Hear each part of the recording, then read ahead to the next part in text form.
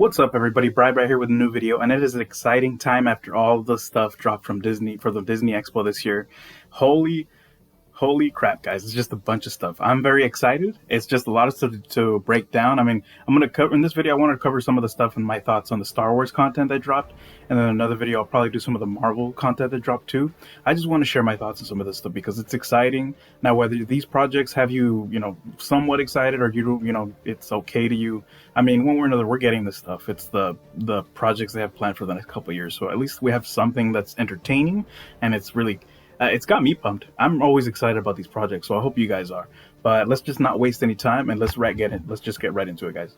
So I want to start off with what they showed with Mandalorian Season 3. Holy crap, it's finally here, guys. Very excited. We all know that the most exciting thing about Star Wars right now is what they did with Mandalorian. Such a, refreshing new character in the Star Wars universe that is just so awesome. So we get it's a small teaser. It doesn't show that much as what you expect, but it shows you just enough of what to expect coming in next year, 2023. So the gist of it is basically we know that Mando saved Grogu in the beginning of the show, and now he has like a father connection with Grogu. Now it's all about him protecting him everywhere he goes. He takes him with him, and it's pretty much the focus of them. They have a bond that can't be broken now. We even know that in Season 2, when Grogu was training with Luke Skywalker, it shouldn't be spoilers for you guys if you guys are big on the Star Wars content, guys. So you should know already all this stuff. It's already been a while, so hopefully you guys were able to check it out because it's very exciting stuff. And we know that Luke told him, you have a choice. If you stay with me, you will train like a Jedi and you cannot be attached to anything. You'll need to stay away from all those personal connections and emotions. Or if he goes with Mando, he will not be able to train as a Jedi, and he'll just have to kind of just live his own life, whatever he wants to do, but it will not be under the training of Luke Skywalker as a Jedi and studying the Force. And of course, we know that Grogu made his choice and he wants to go with Mando. And the bigger story is that we know that Mando has removed his helmet, which isn't allowed for the Creed. It's forbidden. And we know that Mando's taken off his helmet in the past and he's shown his face and people know what he looks like. And we know that the armor, who's like the leader of the tribe that he's a part of or was a part of, told him that he is no longer welcome. He's not a part of the tribe anymore.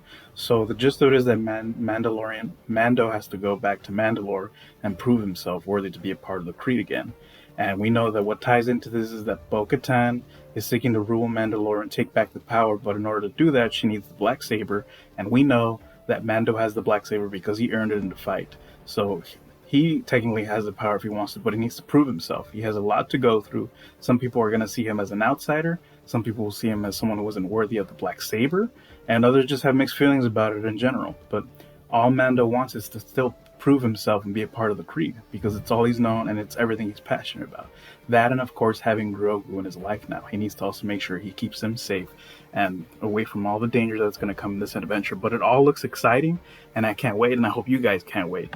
Now, moving from that, the other thing they dropped is a look at Tales of the Jedi. And we know that's an animated series, and it's pretty much a look back at some of the characters in their earlier years and in between of the years that we knew a little bit about.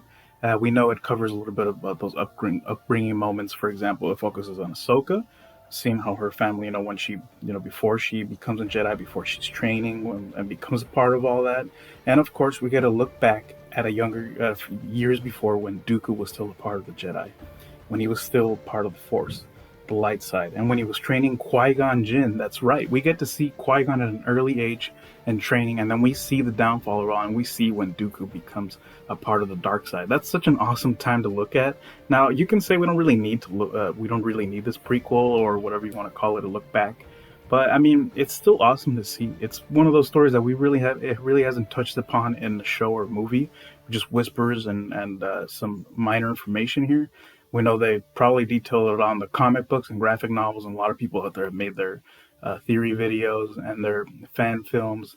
I mean, one of the biggest, if not the biggest, people out there, content creators for Star Wars, is Star Wars Theory. That man is awesome. If you guys haven't checked him out, I'm sure you have.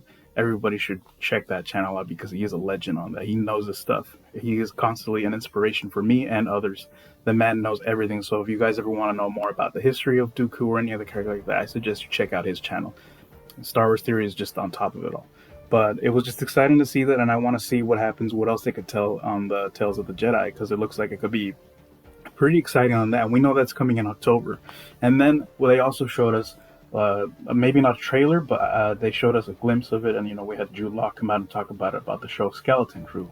And the only thing we know about this, I know Dave Filoni and Jon Favreau and a few other people came out and talked about it at the expo, pretty much explaining that it's pretty much a coming of age story of a group of characters that focuses in the same time frame as Mandalorian. So it's just going to focus on some adventures of those people, see what kind of things they get into, what else they're up to. Maybe it explores more about the Force, or maybe it stays away from that and just more of like a heist or crew people just trying to survive in a world like that.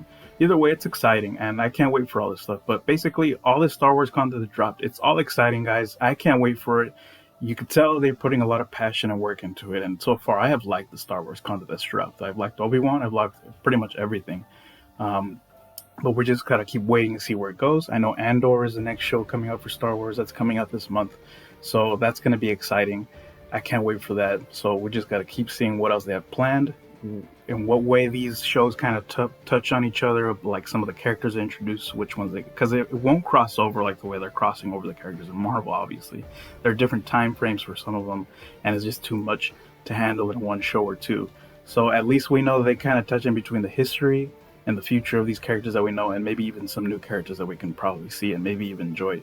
So I'm excited for this, guys. Let me know what you guys think. I want to know your thoughts on the future of Star Wars they have planned. Are you okay with the plans? Are you down with it all?